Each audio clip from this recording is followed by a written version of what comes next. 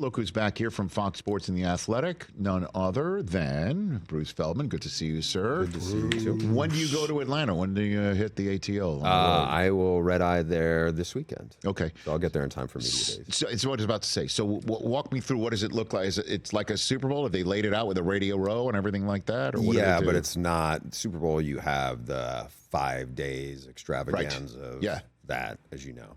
This is Media Day has Saturday morning, and then there's a lot of stuff that'll happen. But at that point, there's not too much run up, because you got to remember, you're going through the middle. It's the weekend.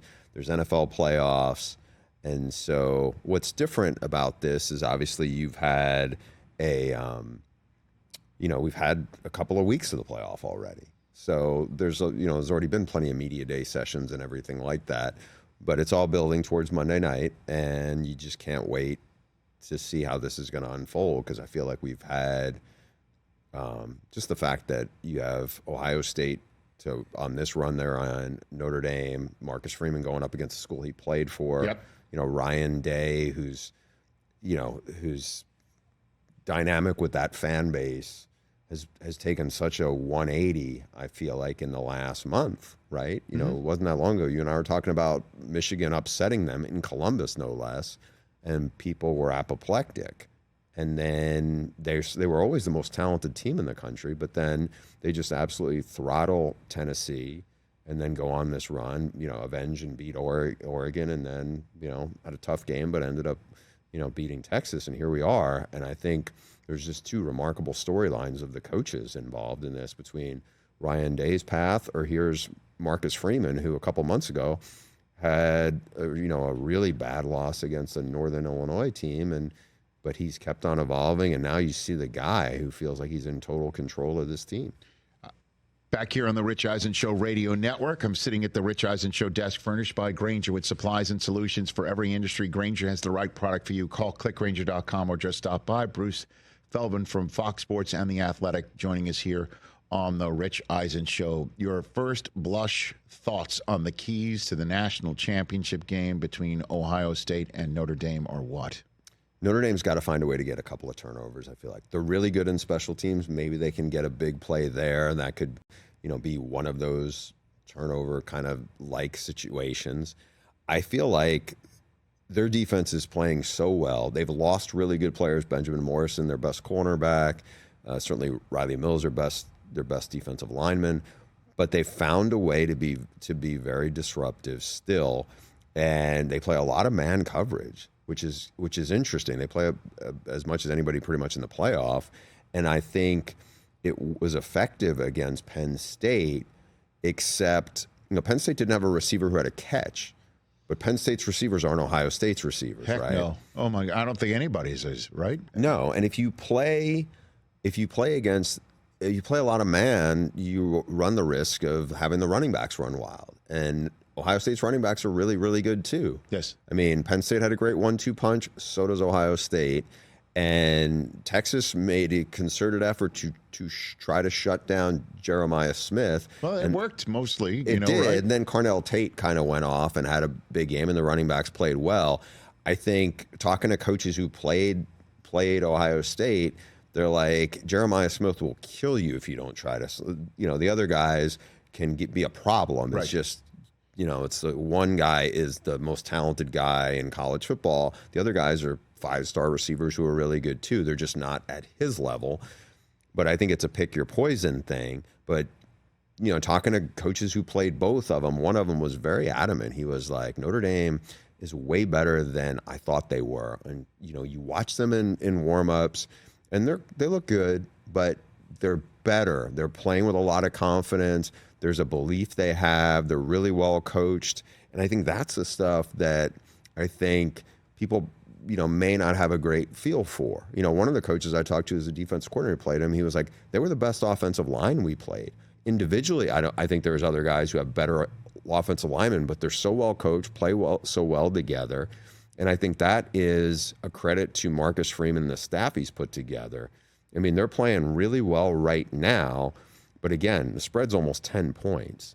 And can they slow down Ohio State with the firepower Ohio State has. And again, like they have a special player on their side of the ball in Jeremiah Love. I mean, the coaches I've talked to think he is as talented as any running back in college football. I mean, he had one of the best short runs you will ever see against Penn State. 2-yard run, breaks like 5 tackles. I mean, he's a legit track guy who's become really physical and runs hard. And that's part of the identity of the place. So can't wait to see, what Marcus Freeman and that staff has up their sleeve for Ohio State. I've got Bruce Feldman in The Athletic here on the Rich Eisen Show. Is there any way to go back to the last time they played a couple of years ago to use that as a template, or no, not really?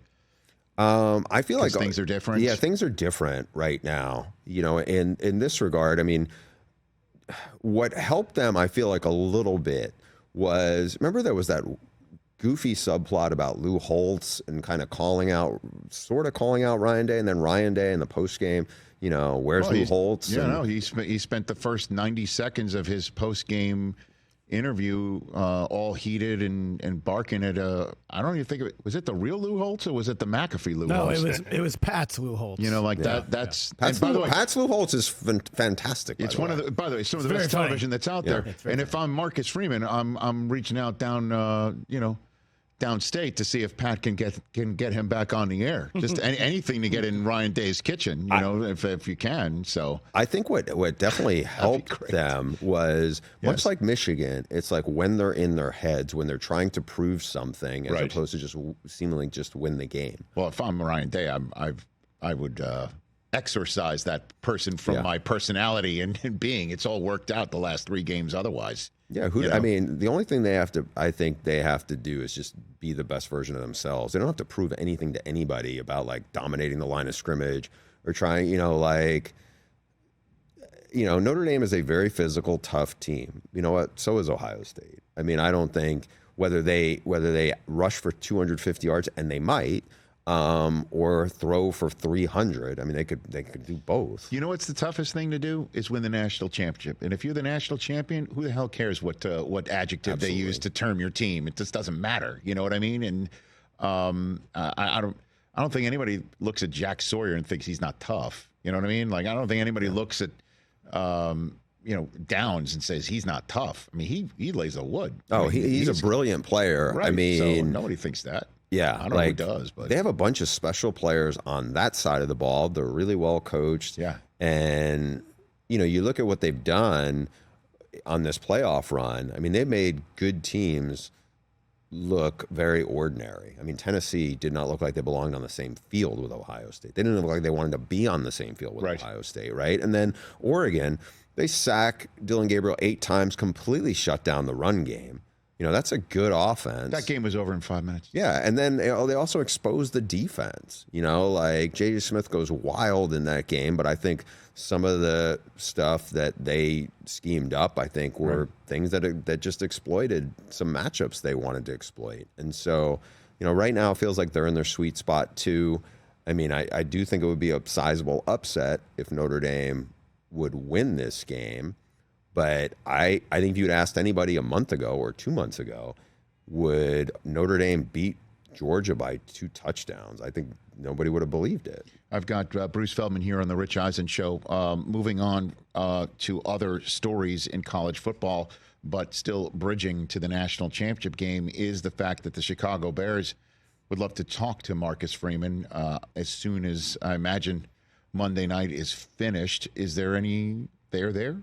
I could see Kevin Warren, the former Big Ten commissioner, having a lot of interest in Marcus Freeman. Marcus Freeman right now has done a masterful job taking and elevating this program. Yes. He's also only just turned 39. If I'm Marcus Freeman, and obviously I'm not, he doesn't need my advice, but I'm like, he's got a really good thing going. He has elevated the brand. He has made, one of the like kind of storylines that's gotten a lot of run in the last couple of weeks is like, there's a lot of people who grew up loving Notre Dame. Marcus Freeman has helped make Notre Dame very likable right now. Probably much more so than when Brian Kelly was there, certainly. The fact that I'm sitting here even considering rooting for Notre Dame outside of just the enemy is my friend. But that's a big thing for you. It is. And I said that to Riley Leonard yesterday. I said, I'm going to be unprofessional here, but, I need you to win, sir. But they're also likable. They really are. I mean, they're a likable team, and it's a likable quarterback and a likable coach. I think by and large, in fairness, I don't think it's ever been the Notre Dame players who have not been likable. I have not, and this is a little anecdotal, but almost everybody I've met who played at Notre Dame, I've come away fairly impressed with. No, that Bettis is a little sketchy. But it's true though. By and large, I hear you. Nobody liked Chip Kelly. That guy was as abrasive as it got. But he's at Oregon and he's at Ohio State. Not Chip Kelly. Sorry, Brian Kelly. Oh, yeah, no. My point. No, I'm not disagreeing with you. Spencer Hall, who's a brilliant writer on the internet, he had a line once that I thought was very clever. Brian Kelly was doing College Game Day. He got off the bus. And he had a blazer on. And Spencer was like, he looks like the quintessential pro wrestling manager. And there was a kind of a smugness, and you see and he's a really good coach. Can't take that away from him. But you see he gets red-faced on the sidelines. He's not the only coach who's yelled at his players and looks apoplectic at times. But I think there was something there. Charlie Weiss also was not very lovable when he came in there talking about schematic advantage and some of the things he said, especially when he first got there. Lou Holtz can be was another one that. Yes. Well, that's where the genesis of my intense dislike for Notre Dame comes from. But be that as it may, do you think Marcus Freeman would have an interest in hearing from the Bears or sitting down with them? would doubt it. Okay. He's 39. This is where I was going. The NFL is going to be there. Right. 5-10 years from now. And even if it's not, you're talking about a guy with a young family that's I know they really liked the idea of being there in the Midwest, because at one point he had a chance to be on the LSU DC or the Notre Dame DC. Obviously he picked right. And I think that, yes, he could still be in the Midwest, but who's it worked out for in a long time to be the Chicago Bears head coach? No, I'm offering little pushback on that regard. But if you do hit, you can find out that that's really a football town more than a hoops town, more than a baseball town. That is a football town. Yeah, it can be all those things, Rich. But that he's the head coach at Notre Dame. He's that's if you're talking about hitting, if he somehow wins a national, just the fact that he's there got him this far. And they can build off this, and that's only going to make him, much more of a recruiting presence. It's only going to, more buy-in to the things they need, whether it's NIL or whatnot. I think you can't get a bigger job as a football coach than be the head coach at Notre Dame, especially as the guy who elevated him to this. Bruce Feldman here on the Rich Eisen Show. What is Deion Sanders' status? What is it? I'm curious how much Jerry Jones would want him back in Dallas. I don't know, I don't know the answer to that. He's done a terrific job at CU. Again, I know a lot of people get tired of hearing about CU and about Deion. They were horrible before he got there, right? Now they weren't great this past year, but they were so much better. I mean, they made there was no pulse when Deion showed up. And now it's a vibrant situation. And on top of it, I don't know if you saw the Instagram post that Deion put up yesterday. He was told his team got over a 3.0 GPA. And that is as significant as anything else that I know that Deion wants to have talked about his program. The question is, though, Jerry did reach out to him for a reason. It wasn't just to say, do you got any extra blenders for me? You know what I mean? There's something in terms of interest there. It got out. As well, but I guess my question is what is it? He's 2 years into a deal. Are they talking about extending him? I mean, because it sounded like he was telling us when he was here 3 weeks ago on the show that basically there is a conversation going on about extending him. So at CU, yeah, that's what he had mentioned. Is. I mean, if Deion left, I feel like you're almost starting all over again, because no coach I can think of who's coaching in college football right now is more tied into the identity of the program than Deion Sanders. With all respect to the two coaches, those programs were not bad when they got there. His program was atrocious. His program now is a TV ratings monster. His program can get kids to come on recruiting visits. that probably couldn't have showed you where Boulder, Colorado is on the map, or even where Colorado is in terms of like, because there was no reason to know it if you're a college football prospect. Right. Because it hadn't been good in 20 plus years, you know? So I think that, you know, again, if you're the AD there who, Rick George, who has been a real good partner for Deion and really brought Deion there. And I would see no reason why whatever they can do to keep him, they're going to, I'm sure, try to do. The question ultimately, and I've had this in the back of my head and talked about it at times, is like, obviously Shador's leaving, Travis Hunter's leaving, Shiloh's leaving, you know, then you have the Cam Silman Craig, who is a terrific defensive back, who was with Deion in high school and then followed him to Jackson State and then followed him again. Mm-hmm. Like, you have a lot of really good players who are essentially family to him who are also moving on. So does this chapter is closed? And I was there for the Alamo Bowl and saw some of just how hard it was for them to realize this is the last one, this is the last ride. So, you know, going into the NFL, if he can be part of that next chapter, I'm sure that would be tempting. No, of course, and I understand that, but the NFL is like, it's a different ball of wax in the fact that there's no guarantee that he could run it back with the same. There's no way he's going to get Shador and Travis Hunter together. Can he get one of them? Right, just even one of them. And so there's also a way that I think Deion would kind of like to prove I can build the program without my literal kids and other people who I consider kids. To stay and see you. That's what I'm saying. And plus, on top of it, it's part of the reason why, you know, Bill also has gone to UNC. You win the ACC, you've got a seat at the playoffs, right? You win the Big 12, you've got a seat in the playoffs. And Deion almost did it this year. But you know Deion way better than I do. I don't think Deion feels like he needs to prove anything to anybody. That doesn't strike me as that's the way he's wired. I understand that, but when you're looking at you know, pros and cons on a list here, right? Which is what you write down. What do I do if there is an opportunity in Dallas? I think on a pro side of things, it's like I stay here, I continue building something, and I become a national champion head coach here. And you know, he's only, what is Deion 60? Is he pushing 60? I think he's in his late 50s. Yeah, he's in his late 50s. So, I would have thought. Yeah, 57. So, yeah, like the NFL's there too. I mean, Dallas might not be there. As somebody who works in college football, I think it would be great if he stayed. As somebody who's just thinking as a parent, and you see, you know, like, again, and I don't know if he has the opportunity to coach with Shador at the next step. You know, that is his son and everything, and you can only have one quarterback. Yes. And everything about that. I don't think, like, you know, I don't think there's any more he would need to prove. Anybody who hasn't been wowed by what he's done in 2 years, they're not going to, no matter what he does, he could get them to the playoff. And I don't think it'd be any more impressive than what he's already done.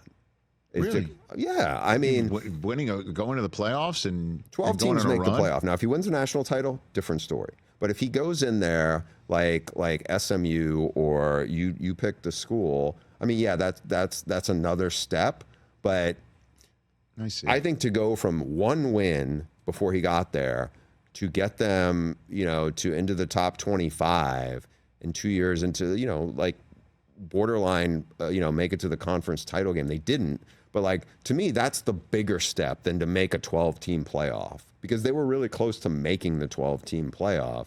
I would just think for if the chance is there to coach in the NFL and to be an NFL head coach, then it's a different thing. Like, I guess to prove that, you know, to himself or whatever, to run an NFL team. Yes. On that stage, I feel like is probably very, you know, compelling. To stay there, I mean, yeah, it would be great for CU and it'd be great for college football. I don't think he has anything. I don't think there's that much more you need to prove. I mean, let's just keep on going down the list here. I mean, take a look at if you wouldn't mind, Mike Hoskins calling up the draft list as it currently stands. Deion would never. I mean, the Cowboys are 12. There's no plus. Dak Prescott is under contract at $60 million per. If he takes the Cowboys job, he would not be coaching his son if that is at quarterback, if that is what he would want to do. Now, I mean, the job that's open right now in Jacksonville, I don't know if that would be of interest, but they also have Trevor Lawrence at $55 million. The Raiders one, that's the one. You're sitting there at 6. Shador could be available if the Raiders want Deion. I just don't know. Yeah, that I don't know. That's a Tom Brady question. Yeah, report today is that they're zeroing in on Ben Johnson. Raiders. I mean, that would make sense. You're going to draft somebody 6th. You want Ben Johnson to coach that kid, and assuming Ben's got the plan ready to go. I mean, the Saints at 9. Boy, put Deion in New Orleans. That would be a blast. That's fun. But I don't. And again, this is just total complete speculation here. Because last one before we move on. Okay. Does it not hurt Colorado to have this stuff out there that Deion's talked to Jerry Jones? Wouldn't it? I mean, would there be some recruits that sit around and go, wait a minute? I think it depends. Is it happening? Are there guys he's losing who are in the portal who are making a decision now, or is there? I don't know. I don't think it's a like a death knell or anything like that. No, I know that, but it's not. It doesn't help, right? I mean, that the coach of Colorado that's told you X, Y, and Z, or the people of Colorado told you but X, if they're Y, already and Z. committed to him, they're not gonna bail out right now and go, oh yeah, I heard there's a rumor that the Cowboys are interested or Team X or whatever. What if there's anybody that they're zeroing in on right now? Right? I mean, like for the kids who are high school recruits, right? It's not. We still have like another 3 weeks before that. I know I've heard that this is a real slow process for the NFL side on the coaching part, but it is. I would not think that would be such an issue for them. I think the challenge is going to be what they can do in the portal to reload, and I think that'll be heavy certainly in the spring, where they've done a lot of damage in the past getting players, post spring football. So, but that's the nature of this now, right? Like Matt Campbell, interviewed I think for the Bears job. And, I think that's, there's a few other guys I know who have been discussed as possible. I don't know if it hurt Sark any that it was mentioned that, I think Jerry Jones was one of them who had interest in him. Now, from what I'd heard early on this week was that Sark was like, I'm good. I'm, not budging. But he's got Arch, man.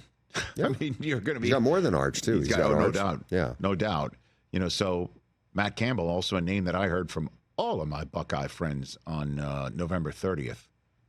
That way they would love to have. He's a good coach, and he's an Ohio guy. He's a good coach. That's where they're like, let's get him. Let's get Marcus Freeman. And now, I don't. At one point, I'm sure they were saying, no, it's crickets. Vrabel, Oh, Vrabel. Are you kidding me? Yeah. Come back and save the program. That 3 weeks later is now have an opportunity. Hey, be glad you have Ryan Day. And look, hopefully for this, win or lose, that a lot of that yes, Bruce drama, I know, venom will have dissipated. We'll discuss the Ryan Day future, I guess, on January 21st. I've got Bruce Feldman back here on the Rich Eisen Show Radio Network.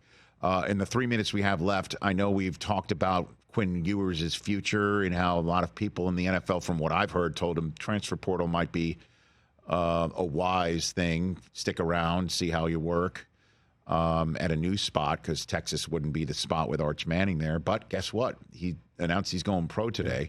How did that news hit you? What can you, what insight can you give us on that? I don't think it's like he had said this was the direction he was going to go for a couple of weeks. Look, on one side, he played for Steve Sarkisian with a really good group of skill receivers and a good offensive line and a terrific system. I think if you're him, you look and go, am I going to be able to? Yes, could I make more money? Perhaps someplace else, but am I going to get any better? Is my stock going to get any higher? I wouldn't be surprised if somebody got word to them that like, hey, you can be a second or third round pick. Now his name had been all over the place from 4th to 6th round for a while. So if he goes in the 3rd or 4th round, if he lands in a good spot, I imagine, then it's get to work. He's played a lot of football. and he's played well, when he's been healthy.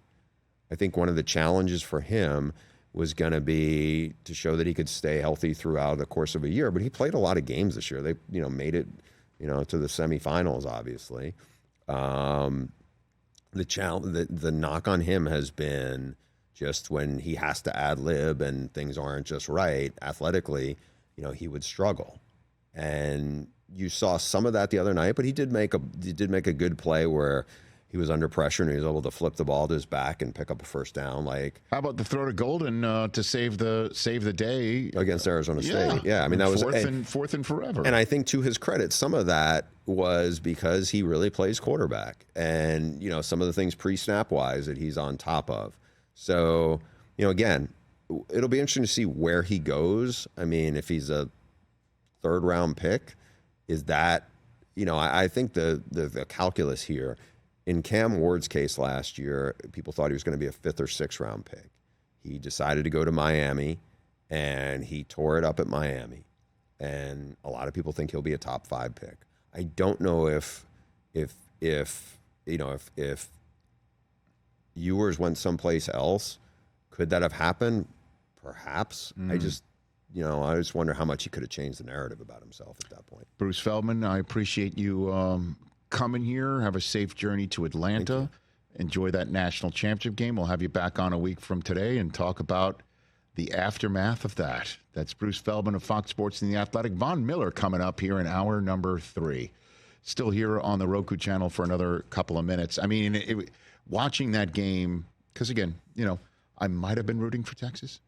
And just watching that game and watching Ewers struggle at times, I'm like, put Arch in there, man. Let's see what this kid can do. Well, there was a red zone situation where you're like, man, they put him in the game on a 4th down midfield, and Arch runs it, and I'm like, in the middle of that run, I'm like, exactly, that's why this kid should be in the game. And then he got hit.